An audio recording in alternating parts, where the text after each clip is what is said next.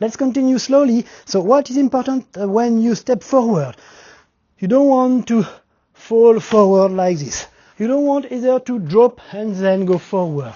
You want to go at 45 degrees and use your body mass in order to come into your Zenkusu Dachi.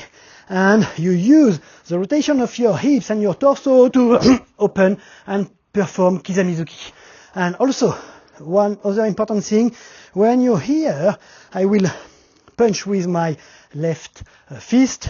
What you want is to slightly raise your right hand and put your left hand in the direction of the Hikite, and during the motion you go to the Kizamizuki. Not to be like robot here.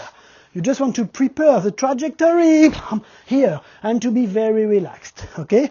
Let's continue slowly.